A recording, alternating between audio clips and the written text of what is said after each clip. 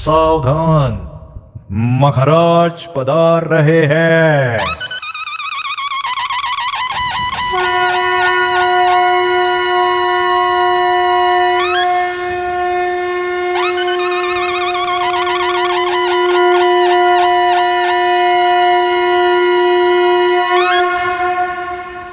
आज जब सूरज मेरे शासन के 5वें वर्ष के अंतिम दिन को अस्त करेगा, तब उभरेगा एक नया सम्राट।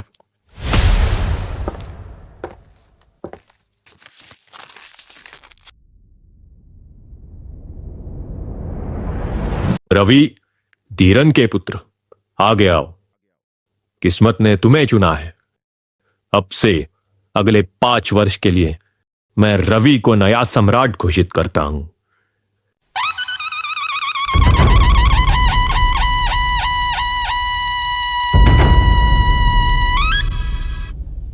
मेरे सम्राट, क्या यह मजाक है? मैं और सम्राट? अपने राज्य का आनंद लो लड़के, क्योंकि यह केवल 5 साल तक रहेगा। फिर तुम्हें भी मेरे रास्ते पर जाना पड़ेगा।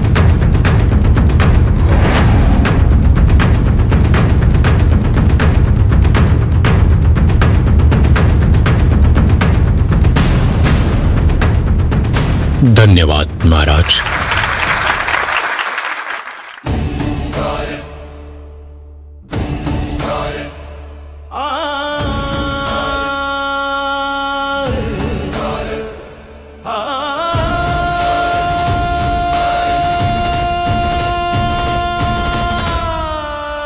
रुको, तुम सभी ने मुझे एक समय पर प्यार किया था। मैंने तुम्हें सब कुछ दिया, फिर भी ये क्रूरता क्यों? यही कानून है महामहिम। द्वीप इंतजार कर रहा है। आज सिंहासन छोड़ चला,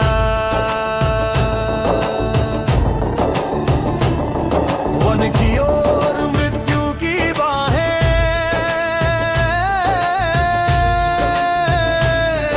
उसकी किस्मत को तोल चला।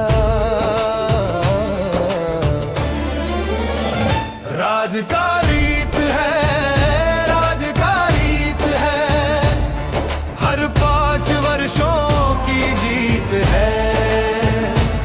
न वो राजा आज बना सम्राट, पुराना अब वन की प्रीत है। राज का रीत है, राज का रीत है, राज का रीत है, राज का रीत है।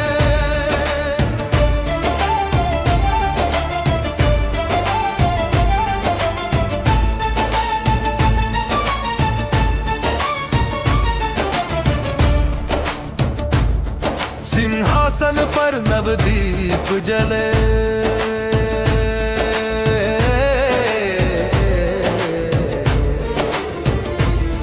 जय घोषों से गगन गूंजे।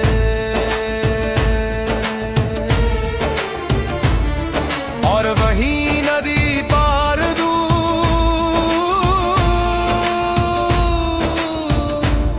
मृत्यु से मिलने चरण बूझे।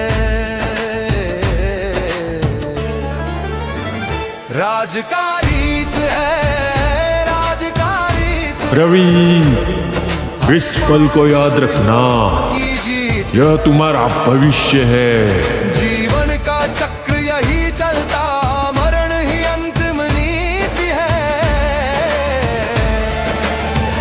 राजा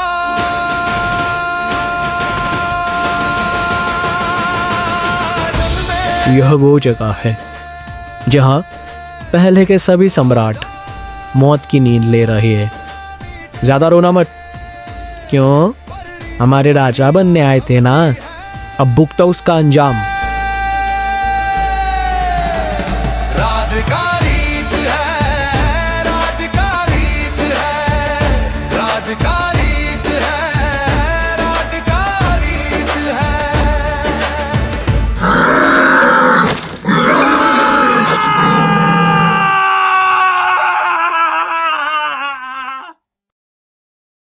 क्यों कोई इस पर सवाल नहीं उठता? यह तो पागलपन है, एक किनौना मजाक है। मेरे सम्राट, यह परंपरा है जो सदियों से चलती आ रही है। परंपरा? यह एक शाप है। मैंने उस सम्राट को चीखते हुए देखा, उसकी बीनी आंखें, उसका उतरा हुआ चेहरा, खुद को मदद करने के लिए उसकी वो प्रार्थना, उस सब को मैं जब जब याद करता हूं तब तब मेरी रातों की नींद हराम हो जाती है। और फिर भी आप ताज पहनते हैं मेरे सम्राट।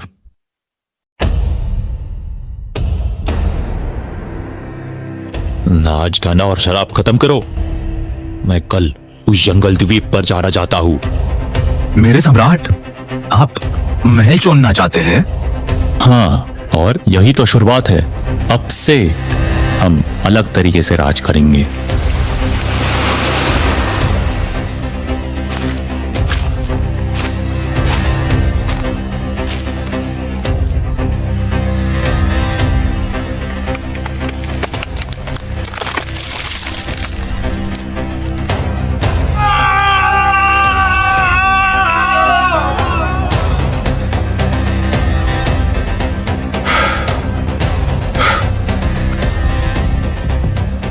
यह द्वीप जहां सम्राटों को मरने के लिए भेजा जाता है, मैं इसे अपना अंत नहीं बनने दूंगा। मेरे सम्राट, आप शापित भूमि के बारे में बात कर रहे हैं? हाँ बिल्कुल, मैं मेरे भविष्य की बात कर रहा हूं। महाराज, आप कहना क्या चाहते हो? बस जहां पहले के सभी राजाओं ने अपना अंत देखा, वहीं से एक नई शुरुआत। एक दीवार बनाओ, पत्थर की, ऊंची और मजबूत। खतरनाक जंगल को घेर दो। मुझे सुरक्षा चाहिए। लेकिन क्यों उस जगह में जाए जिसे मरने के लिए बनाया गया है? मैं वहां जीने की योजना बना रहा हूं। मैं कुछ समझा नहीं महाराज। राजन, आप क्या सोच रहे हैं? मेरा 5 साल का कार्यकाल सीमित है और फिर छोड़कर जाना निश्चित है। हाँ महाराज, यह तो सभी जानते हैं। क्या यह वही चीज है जो पुराने सम्राटों को शापित कर गई? जब कार्यकाल सीमित और अंत निश्चित हो तो मेहनत कार्यकाल भोग के पीछे नहीं, बल्कि जहां जाना है उसे बेहतर करने के पीछे गुजारना चाहिए। जरा विस्तार से समझाएं महाराज। पूर्व के सभी राजाओं ने एक भूल की और अपना भविष्य तबाह कर दिया। बस यह भूल मैं नहीं करूंगा। इतने महान राजाओं ने एक ही भूल की। ऐसी तो क्या भूल थी महाराज? उन्हें सिर्फ अपना वर्तमान दिखा। वर्तमान में प्राप्त भोग, सुख विलास, वैभव और सत्ता दिखी। 5 साल, वह तो एक जिंदगी है। पियो भाइयों। मैं तुम्हारा सम्राट हूं। भविष्य के बारे में मुझे मत बताओ। अंत हमेशा आता है, लेकिन तब तक इसे मीठा होने दो।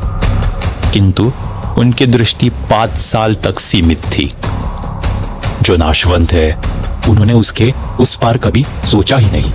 हाँ महाराज, आप बिल्कुल उचित कह रहे हैं। यह 5 साल का समय तो मात्र थोड़ा श्रम करने के लिए ही मिला है।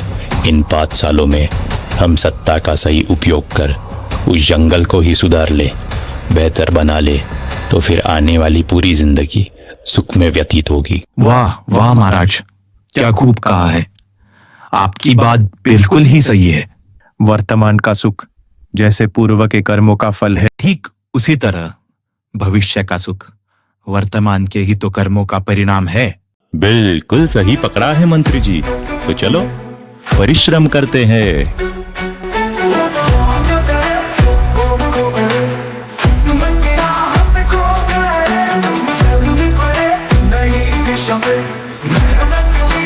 चल पड़े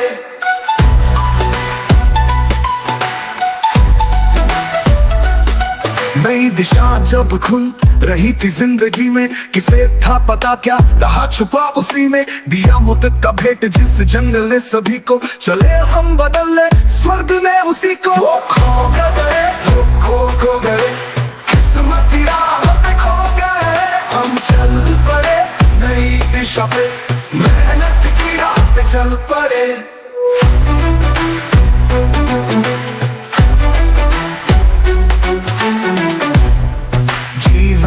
अपना जिस लम्हों का उसी में, सही कर्मों के लिखे दास्तां उसी में। किस्मत की ये गत कर्मों की तस्वीर है, सुख दुख की आज जो बनी लकीर है। वो खो गए, वो खो गए, किस्मत की राह पे खो गए। हम चल पड़े नई दिशा पे, मेहनत की राह पे चल पड़े।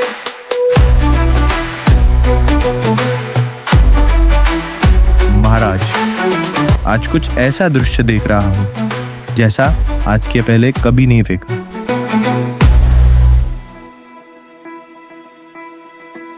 ना ही स्वर में आक्रंद, ना भय है, ना शोक। बिल्कुल सही फरमाया राजन। आपके मुख की प्रसन्नता साफ साफ दिख रही है।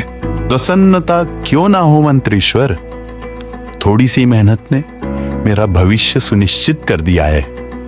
ना रहने की चिंता, ना भोजन पानी की, ना जंगल का भय, ना अकेलेपन का, बल्कि यहाँ 5 साल का शासन था और वहां तो जीवन भर का आनंद भरा शासन है। महाराज, आपकी जय हो, विजय हो। यह सोच आने वाले अनेक राजाओं और प्रजाजनों का भविष्य बदल देगी। बस मंत्रेश्वर, यह मनुष्य भव की कहानी भी कुछ ऐसी ही है। मैं कुछ समझा नहीं राजन। अनंत भवों के पश्चात यह मनुष्य भव प्राप्त होता है। 50, 60, 70, 80 साल का सीमित काल, और हम उसे व्यतीत करते हैं भोग, सुख और विलास में।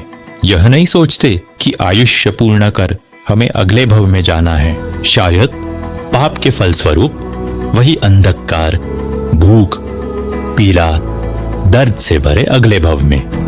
परंतु यदि हम इस भव के वर्षों में उचित धर्म, आराधना, साधना करें तो अवश्य आने वाले भवों को सुधारा जा सकता है। राजन, आपने तो हमारी आंखें खोल दी, हमारे हृदय को हिलाकर रख दिया।